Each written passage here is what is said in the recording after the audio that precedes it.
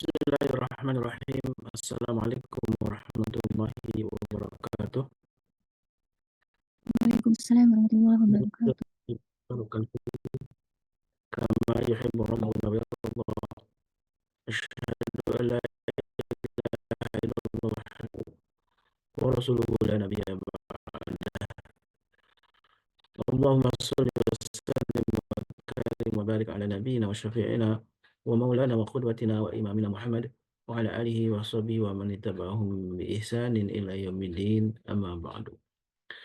Sahabatku jamaah Majelis Ulama Indonesia yang dirahmati Allah, alhamdulillah wa syukurillah, kita bersyukur kepada Allah atas semua nikmat ini, atas semua nikmat yang Allah masih mempertemukan kita di hari yang utama, yaitu Sayyidul Ayyam, hari Jumat.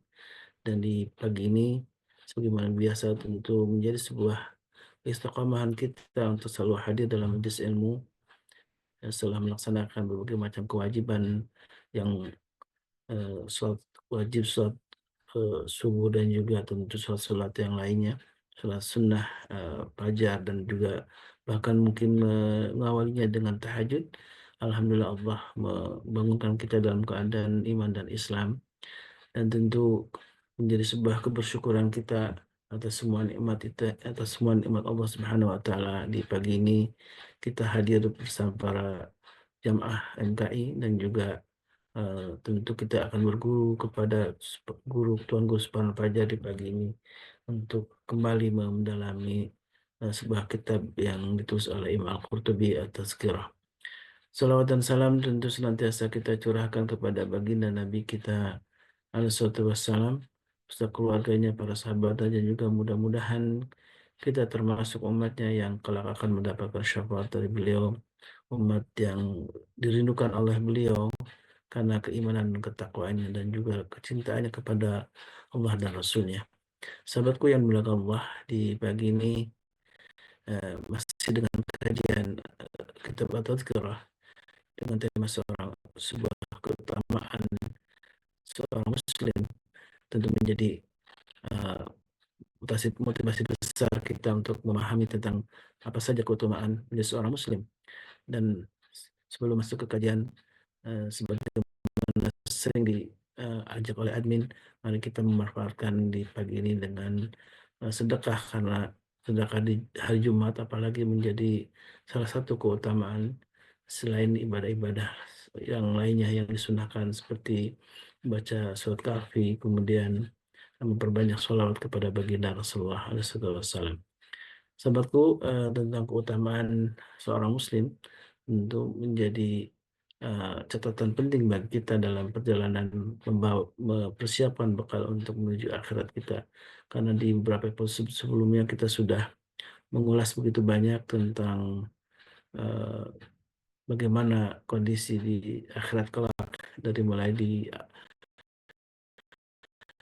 awal di alam barzah, kemudian ketika dibangkitkan, kemudian ketika masuk ke yaumil hisab, yaumil mizan, bahkan tentang surga neraka sudah sekilas dibahaskan kita, khususnya di hari Jumat ini. Selalu Allah berkahi beliau dan keistiqomahan dakwah menjadi dan bukan hanya guru, tentu mudah-mudahan seorang juga istiqomah dalam. Alhamdulillah, guru kita juga sudah bersama kita, dan insya Allah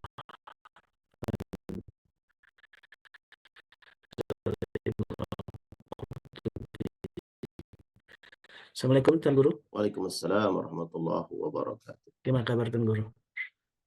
Alhamdulillah sehat walafiat Ustaz Khalis.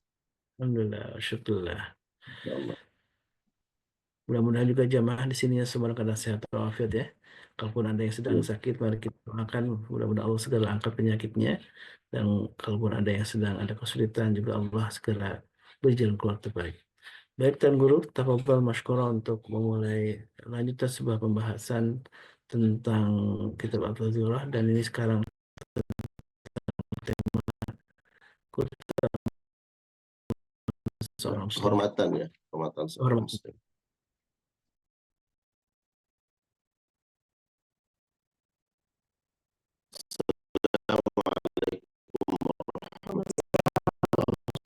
warahmatullahi Wabarakatuh. wabarakatuh.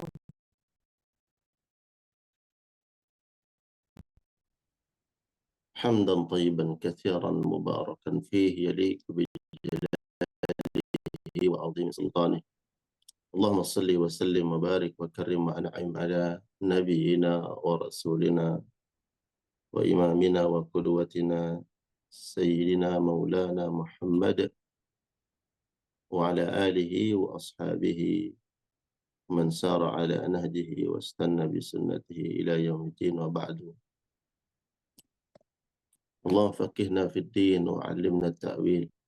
اللهم لا علم لنا إلا ما علمتنا إنك أنت العليم الحكيم.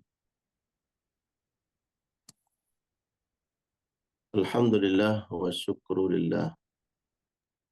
Jamaah sekalian yang Allah muliakan, di pagi hari ini Sayyidul Ayyam, hari yang termulia dari seluruh hari-hari yang Allah ciptakan, itu hari Jumat. Kita masih diberikan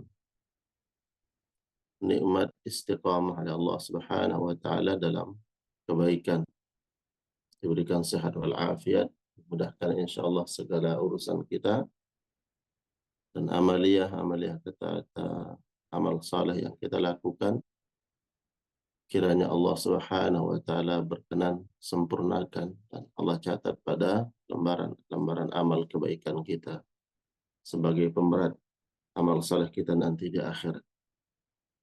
Salawat salam kita sampaikan kepada Rasulullah sallallahu alaihi wasallam, keluarga dan seluruh sahabat beliau.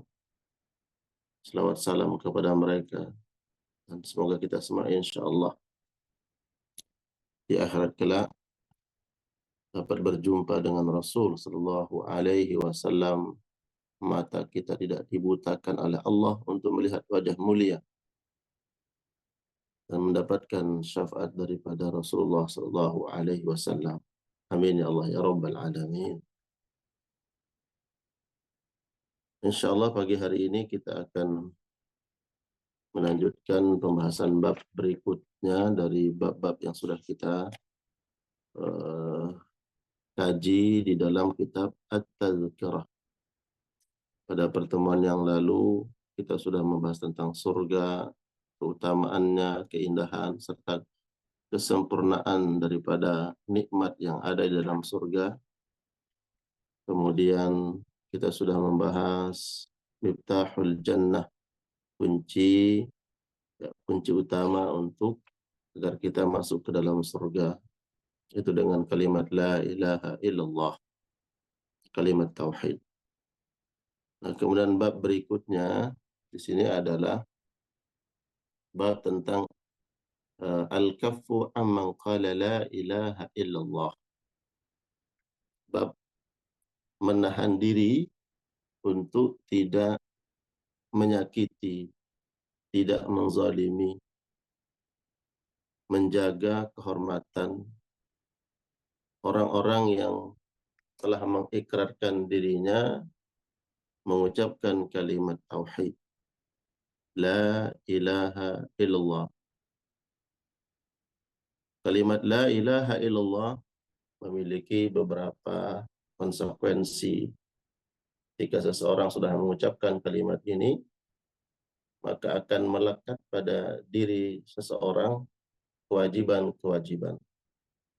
Ya, dengan kalimat itu maka akan hadir kewajiban yang harus ditunaikan, yang harus dilaksanakan. Islam menjaga keseimbangan. Ketika seseorang mengucapkan kalimat la ilaha illallah, maka di atas pundaknya ada kewajiban. Di sisi lain Allah Subhanahu wa taala memberikan hak-haknya. Ada hak-hak yang akan didapatkan, yang akan diperoleh siapa saja yang mengucapkan kalimat la ilaha illallah. Sehingga para ulama mengatakan kalimat la ilaha illallah ini kalimat yang singkat, namun ketika bicara tentang kewajiban di atas kalimat la ilaha illallah itu akan kita menemukan kewajiban-kewajiban yang tidak sedikit. Dan Allah seimbangkan dengan diberikan hak-hak ya yang Allah berikan baik di dunia, kemudian juga hak yang akan mereka dapatkan dari Allah Subhanahu wa taala di akhirat nanti. Terutama adalah tentu pada pertemuan yang lalu kita sudah membahas ya, kalimat la ilaha illallah adalah kalimat yang menghantarkan ke dalam surga. Kalimat la ilaha illallah yang keluar dari lisan seseorang maka akan menjadi pelindung bagi seorang muslim, jadi penjaga sehingga tidak disakiti, tidak dizalimi, tidak diambil haknya oleh siapa saja. Dari sahabat Abu Hurairah radhiyallahu taala anhu qala qala Rasulullah sallallahu alaihi wasallam, Rasulullah telah bersabda, umirtu an uqatilan nas, saya diperintahkan oleh Allah untuk memerangi manusia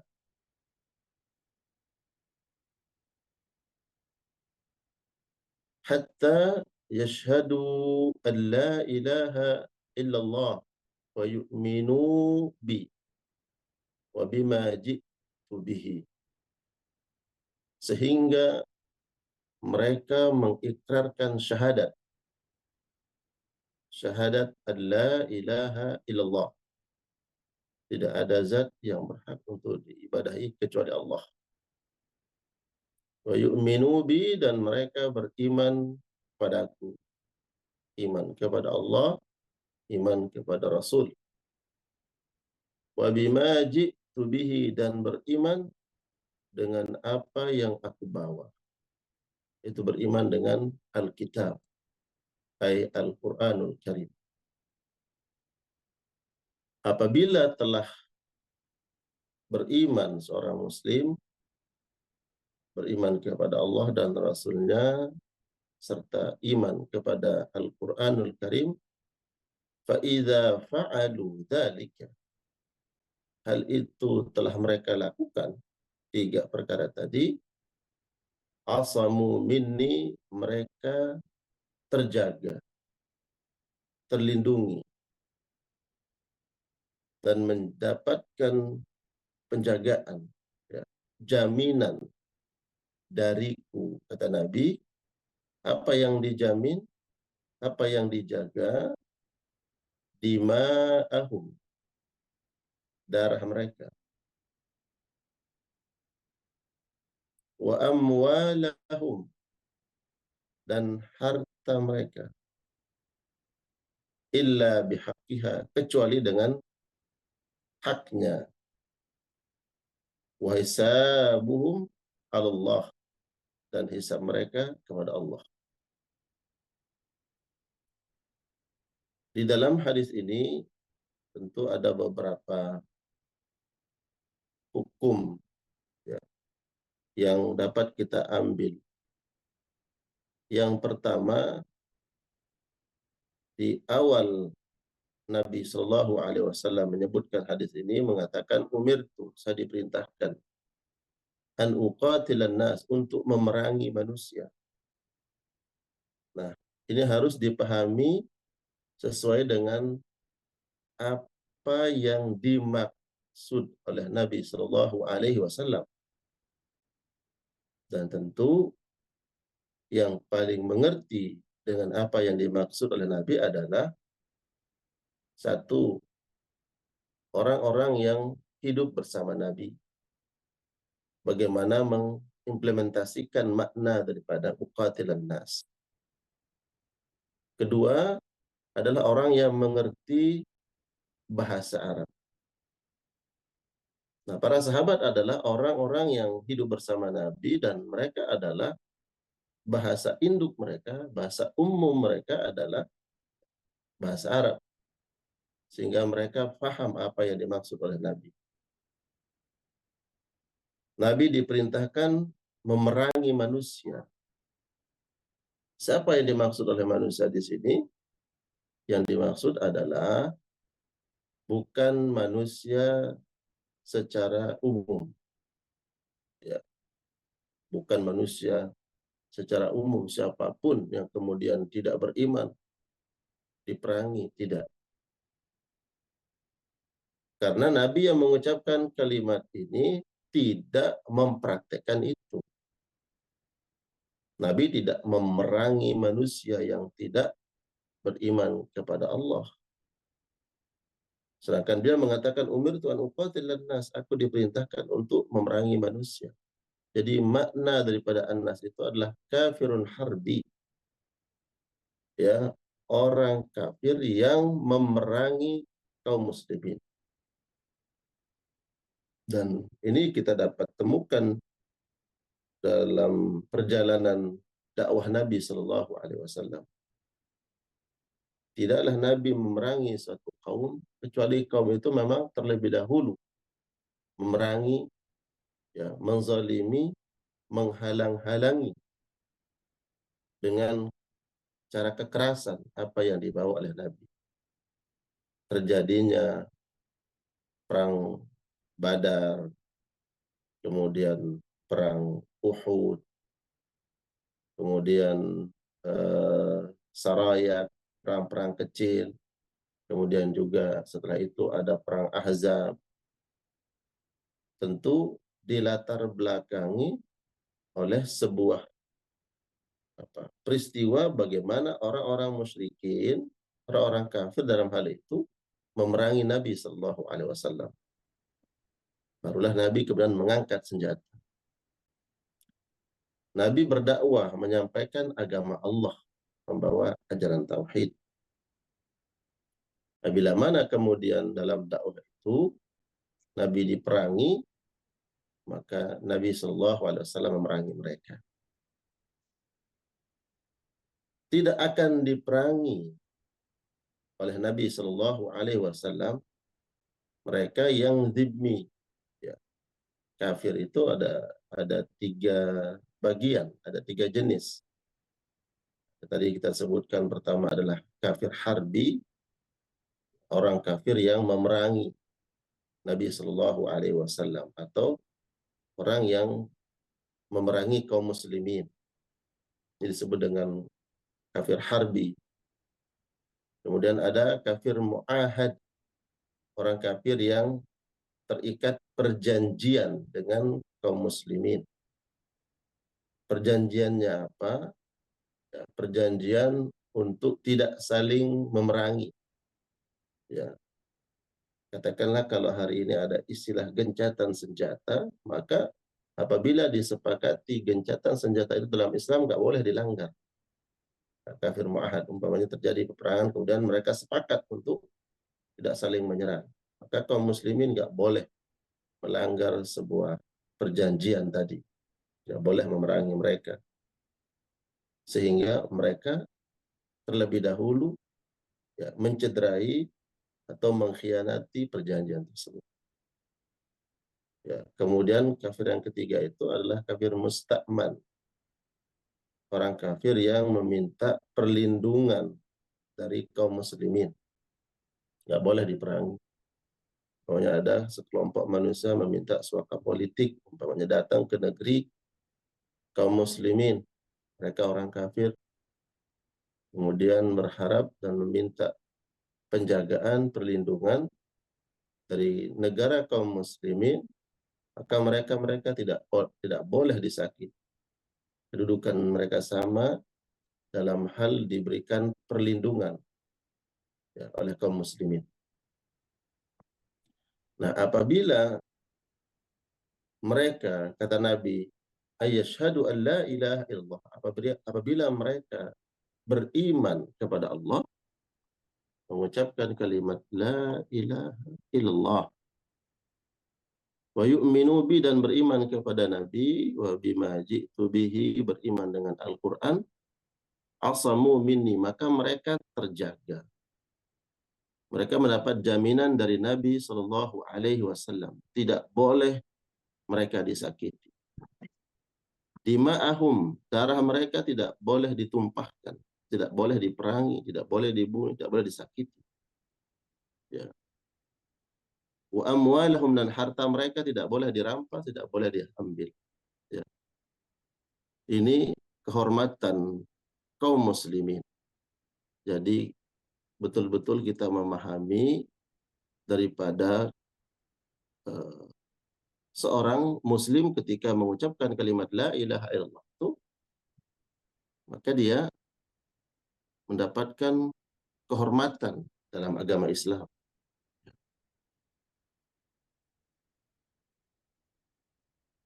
Inilah keutamaan juga yang sering kita dengar ya, dari guru-guru kita yang menyampaikan kalimat la ilaha illallah. Kalau dengan kalimat la ilaha illallah, seseorang terjaga hak-haknya, tidak boleh disakiti, tidak boleh dizalimi, tidak boleh dianiaya, maka tentu tidak boleh, sangat-sangat tidak boleh kita menggunakan kalimat la ilaha illallah sebagai hujjah, sebagai pembenaran untuk menzalimi, menyakiti orang lain. Ya. Sehingga yang terjadi bukan sebaliknya ya. Kalimat la ilaha illallah itu menjadi benteng bagi seorang muslim, maka kemudian jangan kita balik. Jangan kita gunakan kalimat la ilaha illallah kemudian untuk mencederai, menyakiti, ya, menzalimi orang lain. Ya.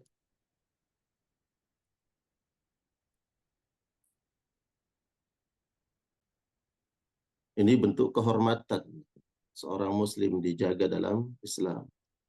Darah mereka diharamkan oleh Allah Subhanahu wa taala tertumpah kecuali dengan haknya.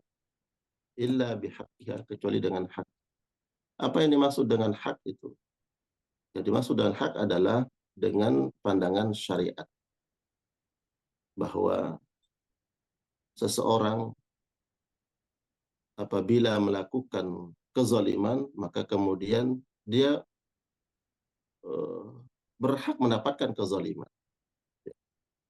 Apabila membunuh, maka hukumannya adalah dibunuh dalam Islam. Karena ketika bicara tentang hukum syariat, dan itu ada dalam Al-Quranul Karim, ya, tentang qisas, kutiba alaikumul qisasu fil qatla, ya, diwajibkan, diterapkan untuk hukum qisas dalam membunuh. Itu dalam hukum Islam. Apabila ada orang yang membunuh dan terbukti bahwa yang bersangkutan betul-betul dia yang membunuh dengan diputuskan oleh hakim, maka qisas berlaku. Darah dengan darah. Itu yang dimaksud dengan haknya. Atau dengan hak yang lain, seperti dia melakukan kezaliman kepada seseorang, maka Islam memberikan hak kepada yang dizalimi untuk mengambil haknya. Al-ainu bil-aini, ya. Maka orang yang melakukan kezaliman harus membayar kezalimannya dengan kezaliman yang serupa. Ya. Dalam artian dia harus dikisas sesuai dengan kezaliman yang dia lakukan. Adapun tanpa hak diharamkan oleh Allah Subhanahu wa taala. Di dalam surat Al-Isra ayat 33, Allah Subhanahu wa taala berfirman, "A'udzubillahi minasyaitonir rajim. Wa la taqtulun nafsa allati harramallahu illa bil haqq." Dan jangan kalian membunuh an-nafas, jiwa, allati haramallah, yang telah diharamkan oleh Allah, yang telah dimuliakan oleh Allah Subhanahu wa taala, illa bil haq, kecuali dengan kebenaran.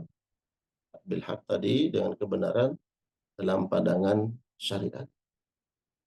Haramnya kita membunuh jiwa yang telah diberikan kebebasan oleh Allah Subhanahu wa taala untuk hidup, sehingga ayat ini juga menjadi pijakan hukum haramnya seseorang melakukan tindakan menggugurkan janin, ya, diharamkan oleh Allah Subhanahu wa taala apabila ketika sudah dikatakan diberikan an-nafas oleh Allah Subhanahu wa taala usia 4 bulan kemudian digugurkan, maka dalam pandangan Islam ini sudah membunuh jiwa dan berdosa besar di sisi Allah Subhanahu wa taala. Adapun sebelum 4 bulan belum ditiupkan ruh, ya, kemudian dilakukan tindakan tadi, tindakan menggugurkan janin, ya, tidak dikatakan membunuh an-nafas, tapi melakukan dosa besar. Apa alasannya? Kalau alasannya karena takut memiliki keturunan, nanti tidak bisa memelihara, tidak bisa memberikan kehidupan, ya, melakukan dosa besar. Karena Allah telah menjamin setiap nafas, setiap jiwa itu diberikan rezekinya oleh Allah Subhanahu wa taala. Ya, diharamkan melakukan dosa besar. Terlebih apabila ketika sudah disebut an-nafas, yaitu jiwa, ketika sudah ditiupkan ruh, ya, di atas 4 bulan. Dijawab sekali Allah muliakan dengan kalimat la ilaha illallah, seseorang terjaga kemuliaannya. Jadi lagi-lagi kita sampaikan bahwa dengan kalimat la ilaha illallah kemudian seorang mukmin terjaga kemuliaannya, maka jangan kemudian kita menggunakan kalimat la ilaha illallah untuk, ya, justru merendahkan atau menghina sesama kaum muslimin. Dengan kalimat la ilaha illallah, seseorang seketika dia akan menjadi seorang mukmin. Dia hidup umpamanya 80 tahun kemudian dalam keadaan kufur. Setelah itu dia mengucapkan kalimat la ilaha illallah. Maka dengan kalimat la ilaha illallah gugur semua dosa-dosa yang dia lakukan selama hidupnya. Dengan kalimat la ilaha illallah, maka dia terjaga kemuliaannya. Maka tentu kita tidak menggunakan kalimat la ilaha illallah untuk justru mengkafirkan kaum muslimin yang sudah semenjak lahir menjadi seorang muslim, menjadi seorang mukmin. Tapi karena sesuatu yang menurut kita berbeda pandangan, ya, dan minimnya ilmu pengetahuan kita, kemudian, ya, kita gunakan kalimat la ilaha illallah justru mengkafirkan orang lain, ya. Na'udzubillah. Kemudian pada hadis berikutnya yang diriwayatkan oleh sahabat Abi Sa'id Al-Khudri radhiyallahu taala anhu, qala Rasulullah sallallahu alaihi wasallam fi hajjatil wada'. Ya, ini sahabat Abu Sa'id Al-Khudri, beliau hadir pada haji wada, haji terakhirnya Nabi sallallahu alaihi wasallam pada tahun 10 Hijriah. Ya, jadi pada tahun 10 Hijriah Nabi sallallahu alaihi wasallam datang ke kota Makkah melaksanakan ibadah haji yang terakhirnya. Betul, itu menjadi ibadah haji yang terakhir Nabi sallallahu alaihi wasallam. Kemudian beliau pulang ke Madinah pada tahun ke-10 Hijriah tadi, ya. Kemudian masuk pada tahun ke-11 di bulan Rabiul Awal, sebagaimana yang disebutkan dalam kitab-kitab sejarah, Nabi SAW meninggal dunia. Di Haji Wada tersebut Nabi SAW berkhutbah di Arafah. Masya Allah, tabarakallah. Ya. Semoga kaum muslimin, insya Allah, yang belum haji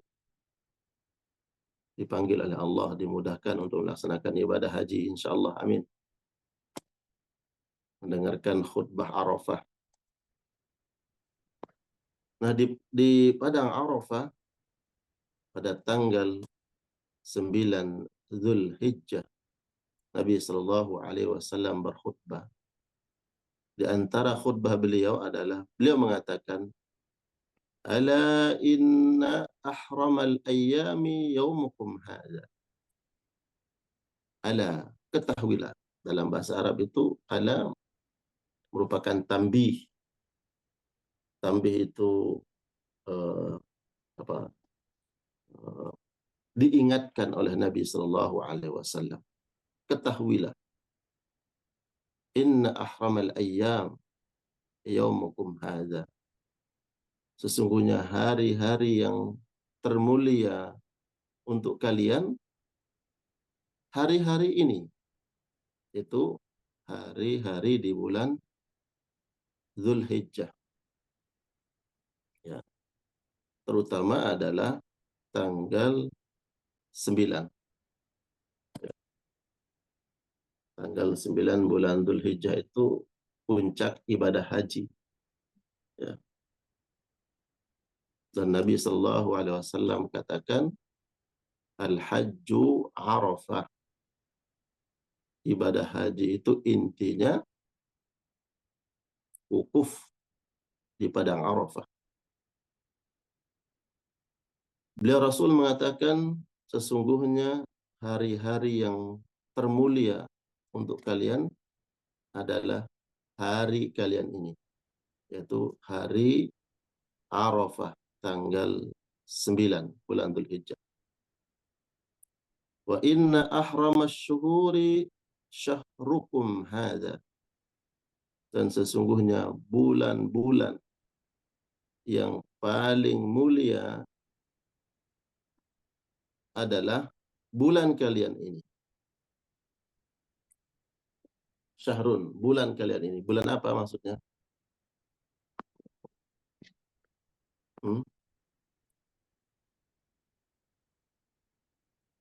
Nabi mengatakan sesungguhnya bulan-bulan kalian yang paling mulia adalah bulan kalian ini. Bulan apa? Dzulhijjah. Bulan Dzulhijjah. Ya, karena bulan Dzulhijjah salah satu dari Arba'atun Hurum.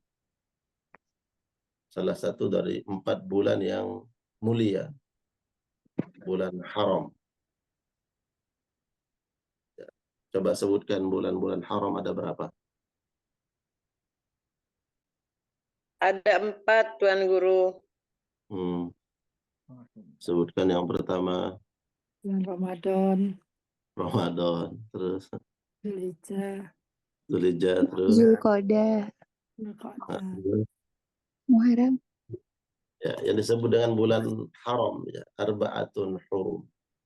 Rajab, Mulai dari ada tiga yang berurutan.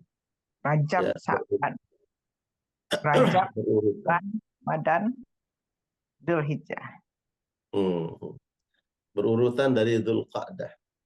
Oh, Dzulqa'dah, Dzulhijjah, Jah, Muharram, Muharram, Ramadan, kemudian Rajab. Rajab. Rajab, Nah, jadi 3 bulan yang berurutan. Kemudian di antara yang satunya adalah bulan Rajab. Rajab. Dzulqa'dah, Dzulhijjah, Muharram, Rajab. Nah, Nabi SAW mengatakan dalam khutbahnya ini, dan sesungguhnya bulan-bulan kalian yang mulia adalah bulan kalian ini. Bulan apa maksudnya? Dzulhijjah. Karena Nabi sedang melaksanakan ibadah haji tepatnya di Arafah pada tanggal 9. Beliau berkhutbah, disebut dengan khutbatul wada, khutbah perpisahan beliau. Ibadah hajinya disebut dengan hujjatul wada, haji perpisahan. Wa inna ahramal baladi baladukum hadha. Dan sesungguhnya negeri yang paling mulia adalah negeri kalian ini. Negeri apa? Mekah. Makkah. Ya. Makkah al-Mukarramah. Ya. Apakah ada ayat yang menyebutkan kemuliaan Makkah?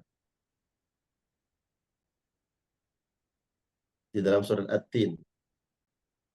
Tini wa zaitun. Terus? Wa turi sini. Waturi sinina wahdal baladil amin. Yang mana ayat? Wahadal baladil amin. Allah bersumpah dengan negeri yang selalu diberikan keamanan, yaitu Makkah al-Mukarramah. Ini kemuliaan negeri Makkah. Nabi mengatakan wa inna ahramal baladi baladukum hada. Dan sesungguhnya negeri yang paling mulia adalah negeri kalian ini. Mungkin kita bertanya, apa penyebabnya Makkah menjadi negeri yang Allah muliakan? Diturunkan. Ya, kita bisa Masuk. jawab. Kan Itu banyak tanda-tandanya. Bismillah.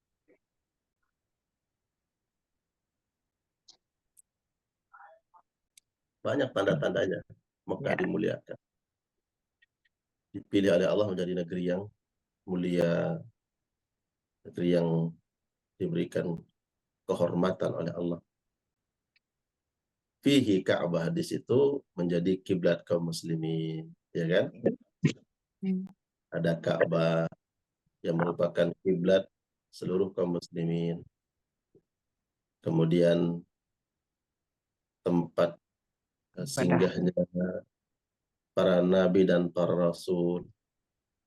Kemudian kota di mana lahirnya Nabi Muhammad SAW. Kemudian kota di mana kota Makkah, kota tempat turunnya pertama Al-Quranul Karim, dan seterusnya. Ya, kemuliaan Makkah. Nabi SAW menyebutkan, prolognya menyebutkan bahwa hari yang paling mulia adalah hari ini, hari Arafah. Karena mereka faham, mereka tahu kemuliaan Arafah, sehingga satu pun di antara orang-orang yang melaksanakan ibadah haji, terutama bersama Nabi, tahu kemuliaan hari Arafah. Tidak ada yang berani melakukan dosa, karena hari itu hari mulia. Kemudian di bulan-bulan haram juga tidak ada yang melakukan kezaliman, tidak ada yang berani melakukan dosa, karena mereka tahu kemuliaan daripada bulan-bulan haram, terutama bulan Dzulhijjah. Nah, mereka diingatkan dulu oleh Allah tentang hal itu. Kemudian Makkah, negeri yang Allah muliakan. Kalian tahu bagaimana kemuliaannya negeri, sehingga tidak ada bagi orang-orang beriman berani untuk menistakan yang negeri yang dimuliakan oleh Allah. Itu Makkah al-Mukarramah. Setelah menyebut tiga hal ini, hari, bulan, kemudian negeri, yaitu al-balad, barulah Nabi kemudian menyampaikan ya titik inti dari apa yang ingin disampaikan oleh Nabi di khutbah tersebut. Kata Nabi, ala ketahuilah. Ketahuilah kalian semua. Wa inna dima'akum wa amwalakum alaikum haram. Ketahuilah bahwa sesungguhnya darah kalian, wa amwalakum dan harta kalian, alaikum haram, atas kalian harus dijaga kemuliaannya. Harta kalian dimuliakan oleh Allah. Darah kalian dimuliakan oleh Allah. Maka hendaknya kalian menjaga harta dan darah kalian. Kalau dalam hal membela, kita membela darah kita, membela harta kita, kemudian gugur, dikategorikan syahid. Bagi orang yang berani melampaui batas, kemudian mengambil atau mencederai kemuliaan kaum muslimin, menumpahkan darahnya dan mengambil harta kaum muslimin dengan cara yang batil, maka dia telah melakukan dosa besar, karena ini perkara yang dijaga kemuliaannya oleh Allah Subhanahu wa taala. Ini Nabi mewanti-wanti dalam khutbah ini. Nabi ingin menjelaskan, mengingatkan para sahabat, konteksnya di hari itu, di saat Nabi melaksanakan ibadah haji, hendaknya kalian harus saling memuliakan.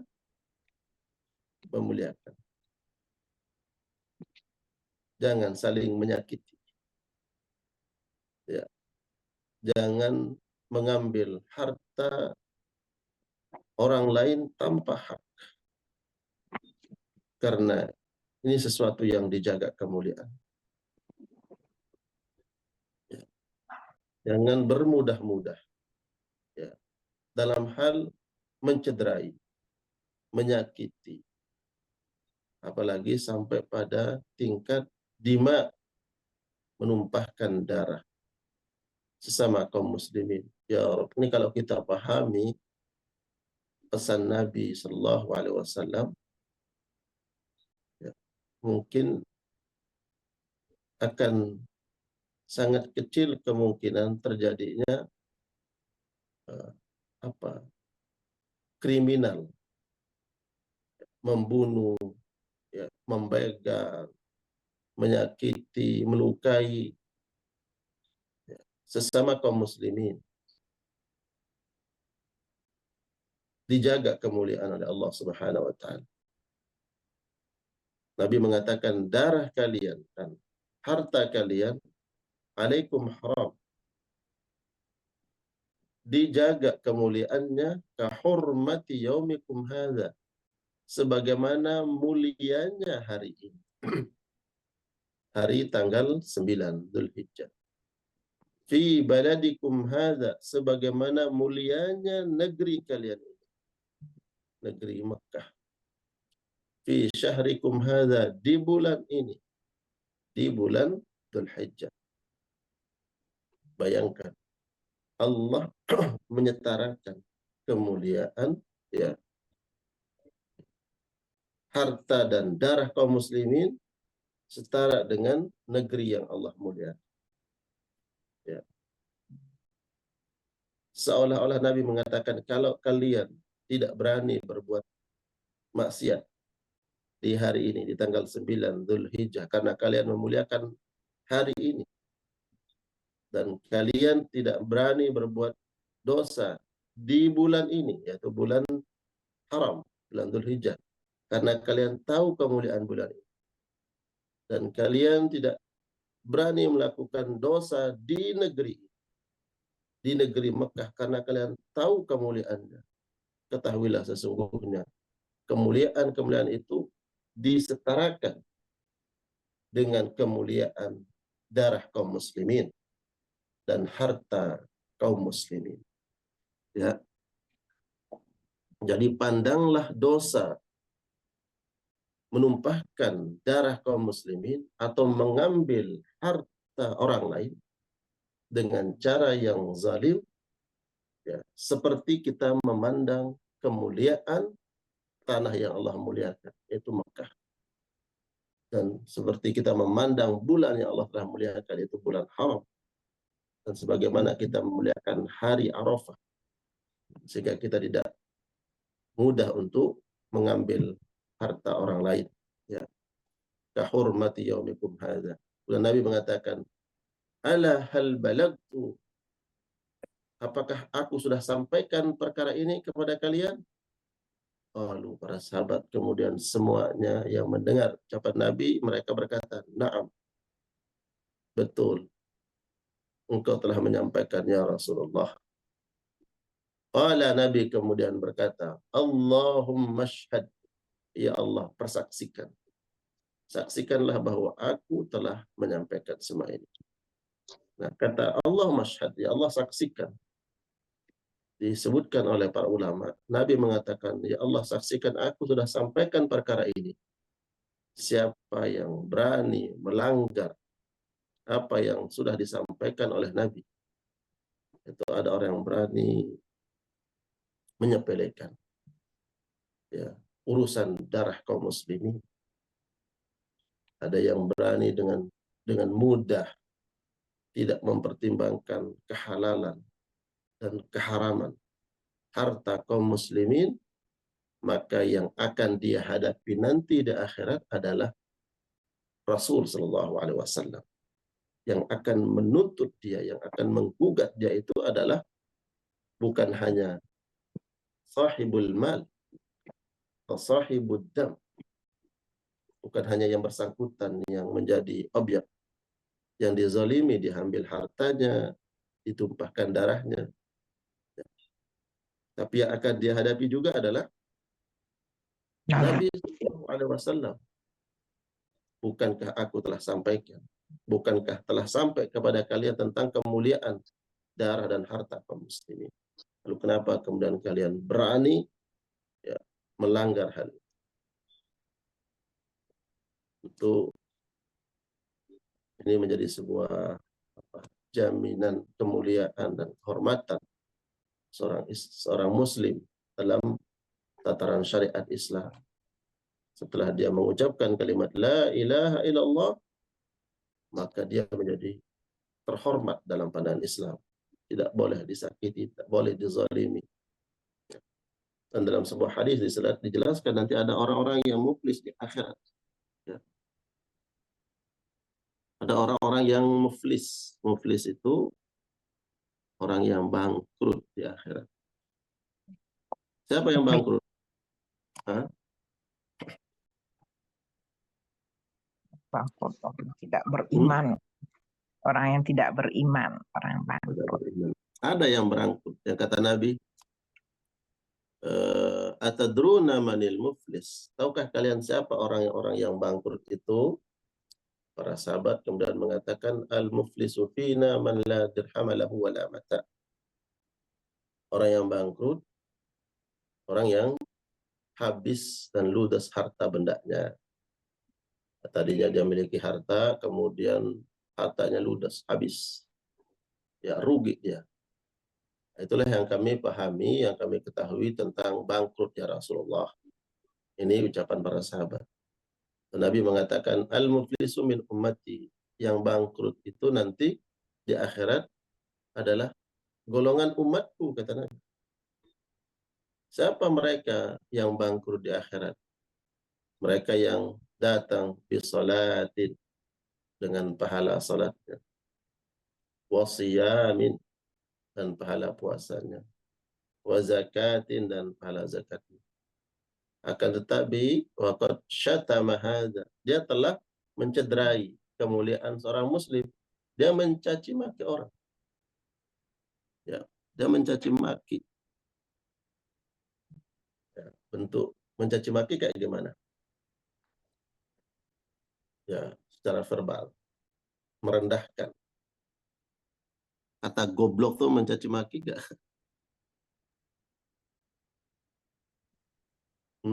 Ya. Iya, itu termasuk syatama. Mencaci. Ya. Caci maki. Dengan kalimat-kalimat yang merendahkan, itu syatama. Waqad syatama hadza. Dengan kalimat merendahkan tersebut, ya kita telah mencederai kemuliaan, kehormatan orang Islam.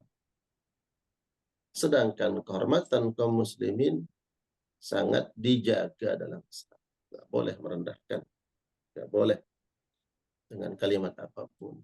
Makanya kemudian kita tidak boleh memberikan gelar-gelar yang buruk terhadap sesama kaum muslimin. Nggak boleh dalam Islam. Contoh, kalau saya panggil, contoh ya. Curut. Manggil orang lain pakai kata curut. Merendahkan tidak? Merendahkan. Iya. Maka ukur hal tersebut dengan diri kita. Kira-kira kalau ada orang memanggil kita dengan kata-kata curut, nah, itu gimana perasaannya? Ya begitu juga perasaan orang lain. Kalau kita goblokin orang, gimana perasaannya? Ya, coba posisikan diri kita pada orang tersebut. Kalau kita yang digoblokin dalam momentum situasi tertentu, kira-kira kalau kita pada posisi itu, gimana coba perasaan kita? Ya begitulah yang dialami oleh orang tersebut. Makanya kemudian Nabi mengatakan nanti ada orang-orang yang merugi di akhirat, yang bangkrut. Syatama hadza, dulu pernah mencaci maki orang. Faqadzafa hadza, menuduh orang lain tanpa bukti. Tujuannya ingin merusak nama baik, merusak kehormatan. Dan banyak orang yang tujuannya ingin merusak nama baik seseorang sehingga dia fitnah. Ini telah melakukan ini, melakukan perbuatan asusila, perbuatan tercela, tapi si pelakunya yang dituduh nggak pernah melakukan. Itu fitnah. Nah, qadzab itu. Ya. Itu qadzab dosa besar. Mengalamatkan keburukan. Apalagi juga yang bersifat nanti mengeneralisir. Soal semuanya. Ya. Ya, saya ingin menyebutkan itu tapi nggak jadi. Ya, jangan sampai kita qadzab kepada candaan qadzab, menuduh, dan itu dalam Islam sangat berat timbangannya. Ya. Ya. Umpama nih kita jadikan contoh seseorang, ya, bahwa suami kalau dia berangkat kerja, nih laki-laki berangkat kerja, pulang-pulang ternyata istrinya sudah hamil, padahal tidak digauli sama suaminya. Nah, bisa saja ini sampai pada nanti jadi qadzab. Qadzab itu menuduh. Kalau ada orang yang keluar rumah, ya, meninggalkan keluarganya, berpotensi itu. Dan ini bersifat umum. Ya, yang membuat nanti sang suami ragu-ragu keluar rumah, dan yang di rumah tertuduh. Nah, ini kita harus hati-hati dalam hal itu.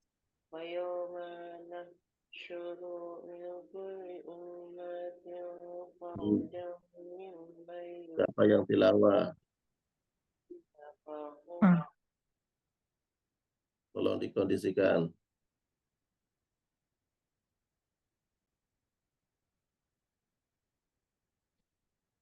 Ya, jadi ada orang-orang yang bangkrut nanti di akhirat. Mereka yang syatama hadza wa qadzaba hadza wa daraba hadza, memukul orang lain. Dia pernah berbuat zalim, memukul orang. Dengan pukulan itu mungkin orang lain merasa dihina, ya, terhinakan, dilecehkan, dan seterusnya. Wasafaka dama hadza, pernah menumpahkan darah orang lain. Apakah sampai pada tingkat menghilangkan nyawa atau melukai? Diharamkan. Ya, safaka dama hadza. Dan ini bentuk merendahkan orang lain. Sehingga perbuatan-perbuatan ini menyebabkan nanti di akhirat menjadi seseorang akan bangkrut, hilang kebaikannya. Pahala puasa, pahala salatnya, pahala zakatnya habis. diambil oleh orang-orang yang telah dia zalimi. Ya. Ini orang-orang yang bangkrut di akhirat nanti karena melakukan tadi, merendahkan kaum muslimin lewat mencaci maki, menghina, ya, menyakiti, kemudian bahkan sampai safaka damah, menumpahkan darah. Makanya dalam Islam peperangan itu bukan solusi terbaik, ya, kecuali telah bukan solusi terbaik dalam arti harus langsung perang, tidak. Tapi ada sesuatu yang harus diambil terlebih dahulu solusinya, bernegosiasi, mendakwahi, islah dan seterusnya. Namun apabila kaum muslimin diperangi, barulah kemudian mengambil sikap.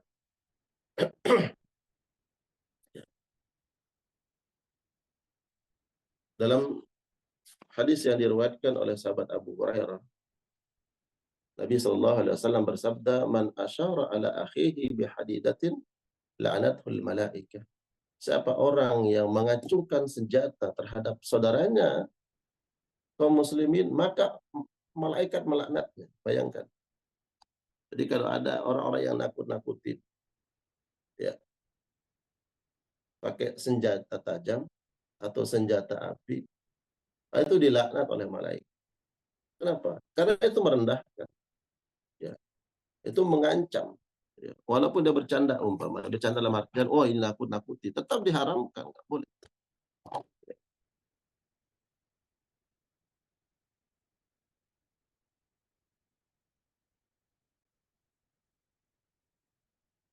Diharamkan oleh Allah Subhanahu wa taala. Nabi menyebutkan orang yang mengacungkan senjata di hadapan saudaranya kaum muslimin, maka malaikat melaknat. Karena ini dilarang, menjaga kemuliaan dan kehormatan kaum muslimin. Baik, begitu Ustaz Halis kajian kita pagi hari ini. Semoga dapat kita mengambil ibrah, mendapatkan ilmu untuk yang pada akhirnya kemudian terjadilah ukhuwah Islamiyah, persaudaraan yang dibangun di atas cinta karena Allah Subhanahu wa taala.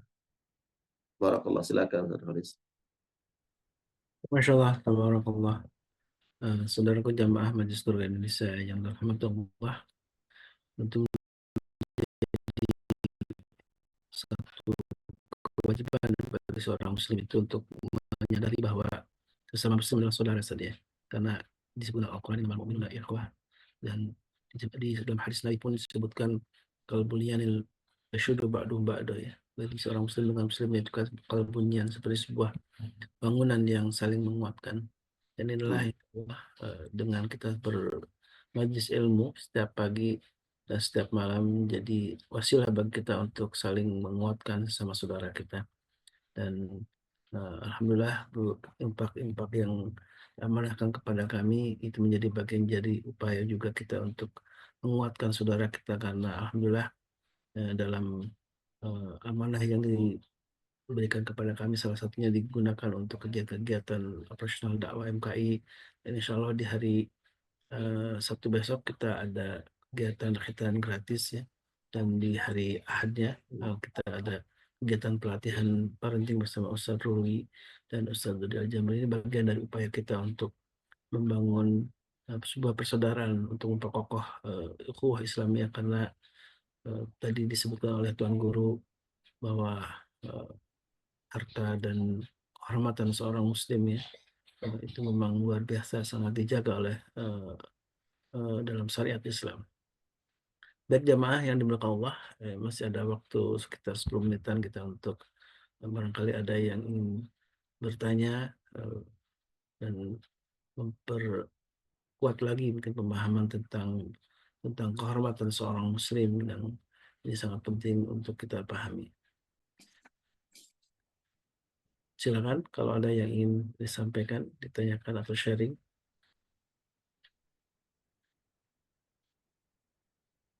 Baik, dan sebelum masuk ke sesi tanya jawab, mungkin kita simak dulu informasi komersial berikut ini. أعوذ بالله من الشيطان الرجيم. Dr. Masaru Emoto dari Jepang meneliti bahwa air punya kemampuan respon auditif pada berbagai percobaannya.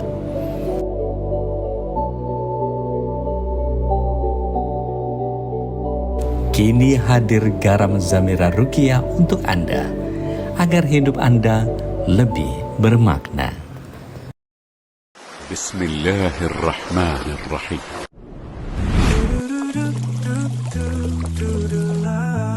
Oh Nuna Premium Palm Sugar. Oh Nuna manis, alhamdulillah. Berbagi senyum tanpa keresahan. Indeks glikemik 35. Manis tanpa rasa bersalah. Assalamualaikum sahabat, Remember Kids kembali hadir dengan desain yang beragam. Tentunya tetap nyaman, simple, dan trendy. Dengan bahan katun combat 30S, sangat nyaman dipakai si kecil, baik untuk berpergian maupun bermain seharian. Yang berminat silahkan chat admin ya, ada harga khusus untuk pembelian minimal 3 pieces.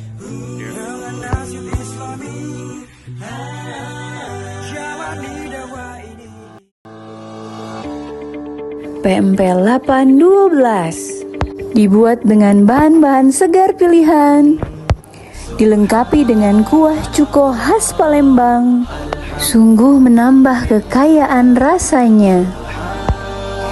Segera diorder, dijamin ketagihan.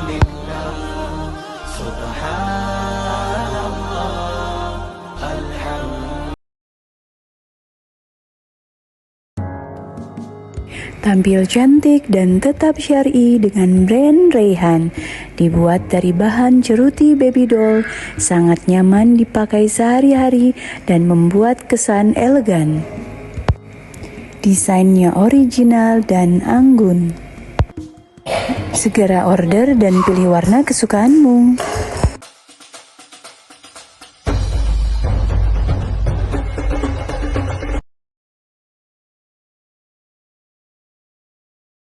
Dapur Sundari Muarakuang menyediakan bermacam kuliner khas Palembang di kota Bandung. Tersedia juga paket pelajar, cuma goceng loh. Paketan vakum juga melimpah, cocok deh buat yang mau jualan lagi. Aneka produk bisa dicek di website Tokopedia dan lainnya, hanya di PMP Palembang 7 Saudara.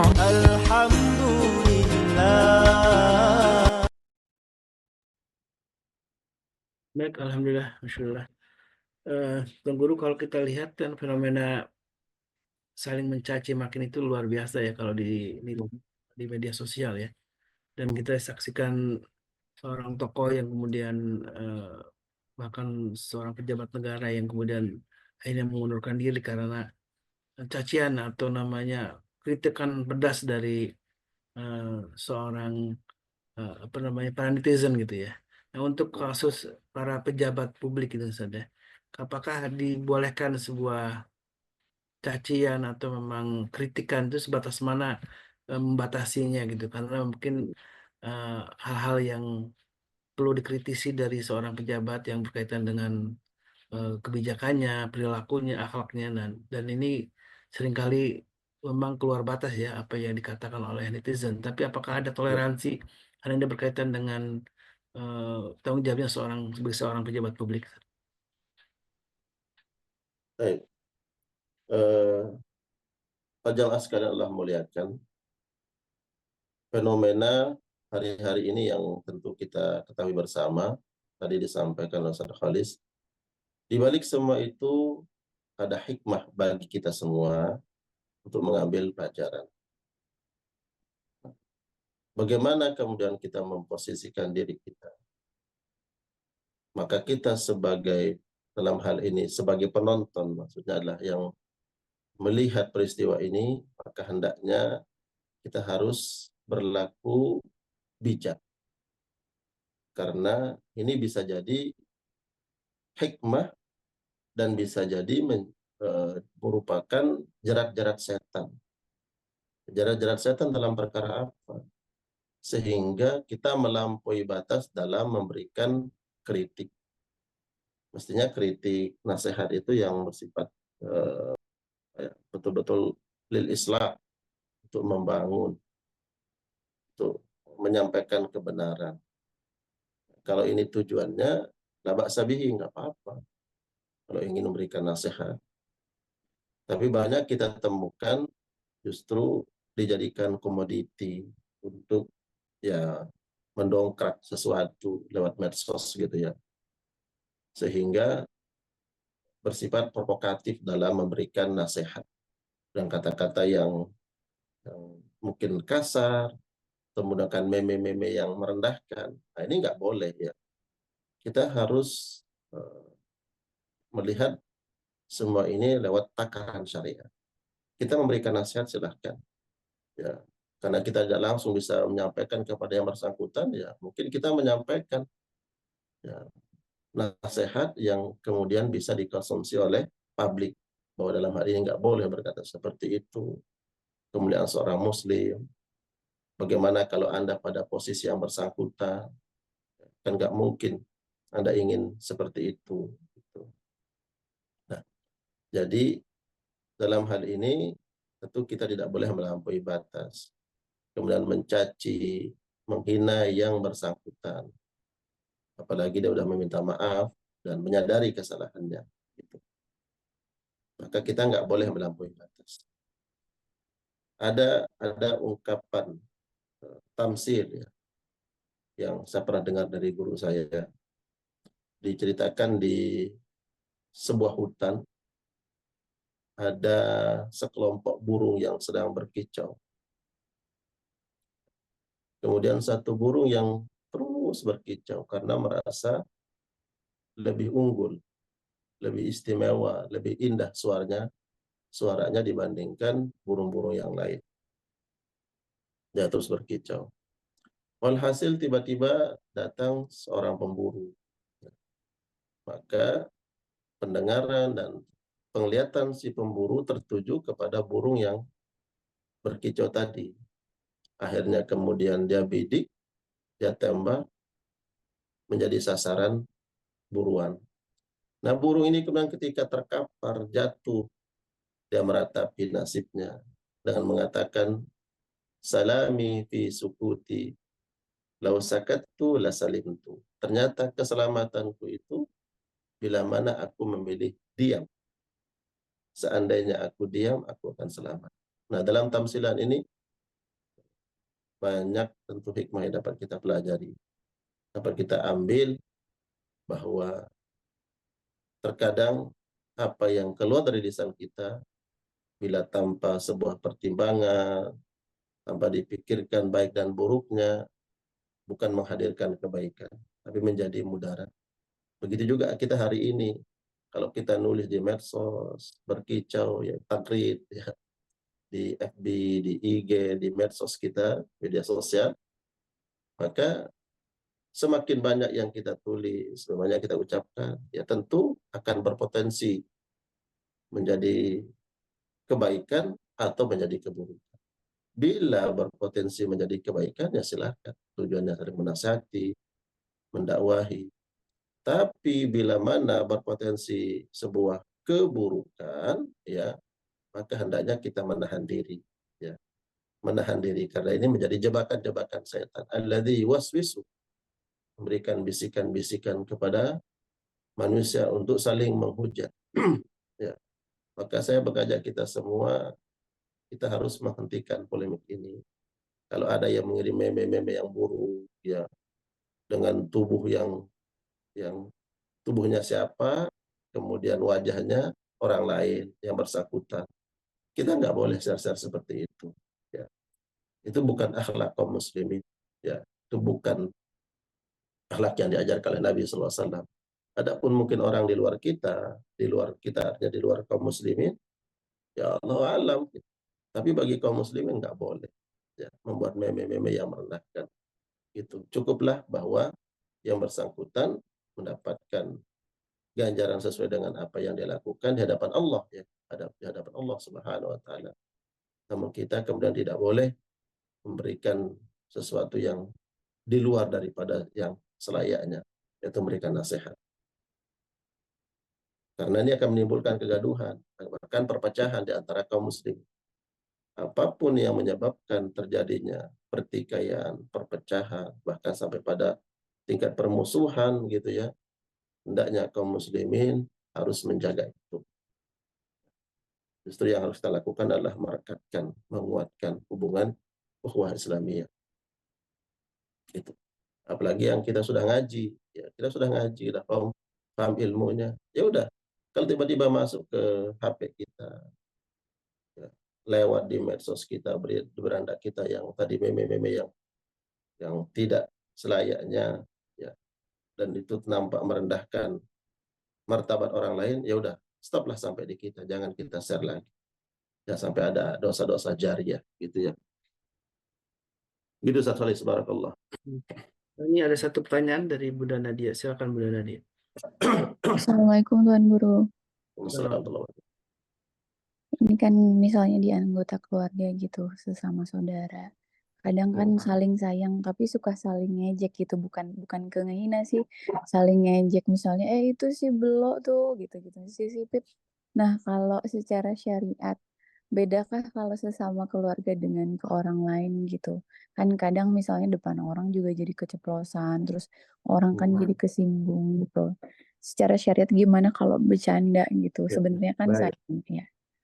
Istafti qalbak, kita tanya dulu hati kita, kira-kira ini candaan yang tadi ya, sebatas tadi ya, sama saudara, sama teman, gitu. Belok, mau kemana, umpamanya. Ya, kita takar dulu dengan ucapan sekali, 2 kali. Artinya, tapi kalau sering kita lakukan itu tentu tidak menjadi kebaikan. Kalau tiba-tiba keceplosan, ya ingin bercanda sesekali waktu, begitu ya, apakah kita berdosa atau tidak. Nah, ukur lewat hati kita. Kalau yang kira-kira yang bersangkutan, umpamanya itu saudara atau sepupu, akan tersinggung, tentu kita tidak lakukan.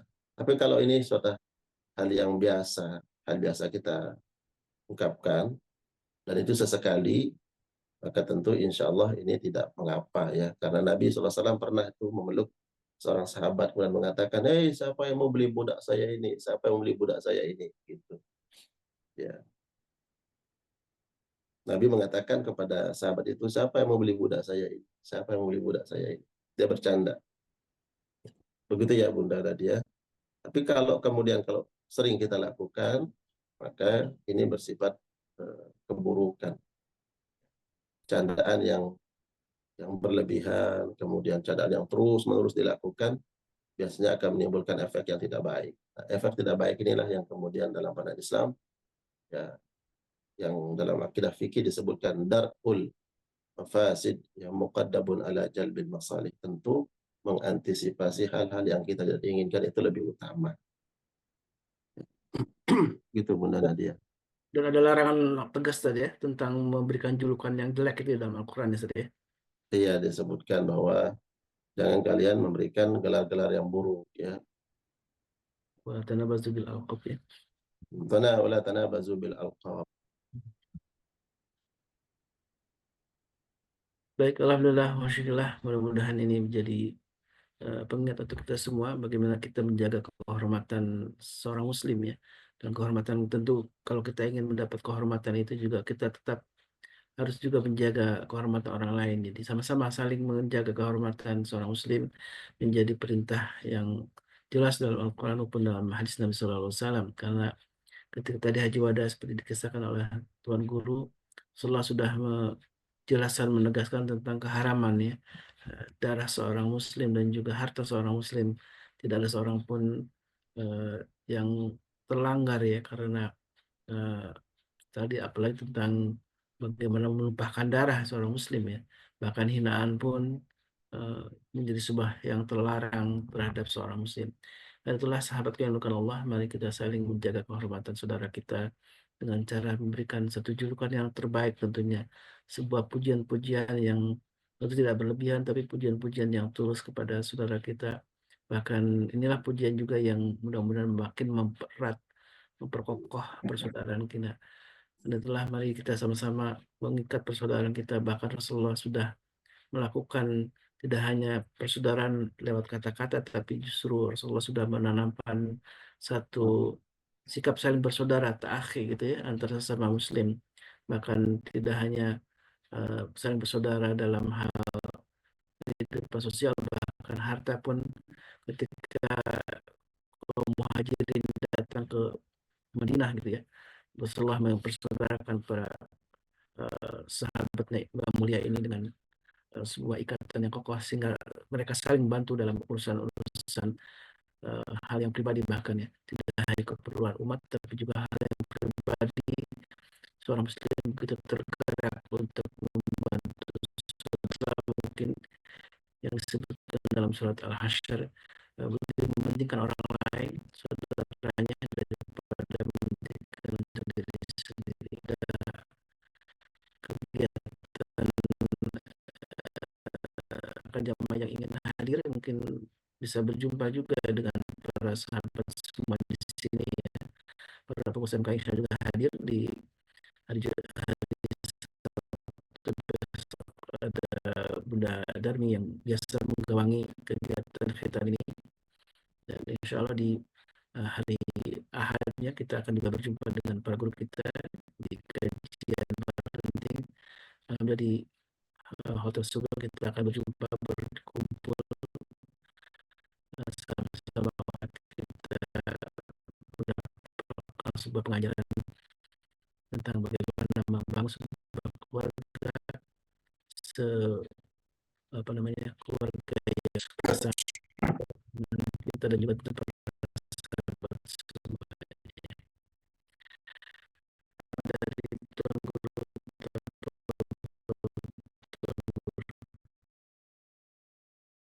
Alhamdulillah Rabbil Alamin. حمدا يوافي نعمه يكافي مزيدا يا ربنا لك الحمد كما ينبغي لجلال وجهك وعظيم سلطانك. اللهم صل وسلم وبارك على محمد وعلى ال محمد. اللهم اغفر لنا ذنوبنا ولوالدينا وارحمنا وارحمهم كما ربونا صغارا، ولجميع المسلمين والمسلمات والمؤمنين والمؤمنات الأحياء منهم والأموات. اللهم فقهنا في الدين وعلمنا التأويل. اللهم علمنا ما ينفعنا وانفعنا بما علمتنا وزدنا علما. أصلح لنا شأننا كله ولا تكلنا إلى أنفسنا طرفة عين. اللهم إنا على ذكرك وشكرك وحسن عبادتك. اللهم ربنا لا تزغ قلوبنا بعد إذ هديتنا وهب لنا من لدنك رحمة إنك أنت الوهاب. ربنا آتنا في الدنيا حسنة وفي الآخرة حسنة وقنا عذاب النار والحمد لله رب العالمين.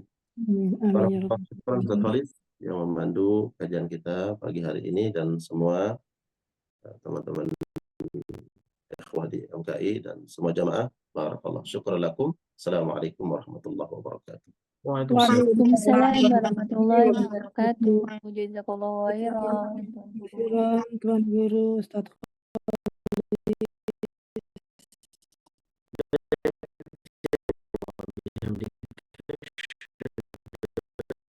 La ilaha illa anta astaghfiruka wa atubu ilaik.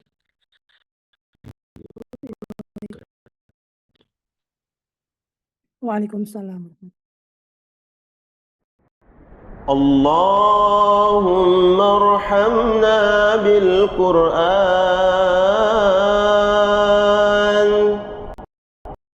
واجعله لنا إماما ونورا وهدى ورحمة. اللهم ذكرنا منه ما نسينا وعلمنا منه ما جهلنا وارزقنا تلاوته آناء الليل وأطراف النهار واجعله لنا حجة يا رب العالمين.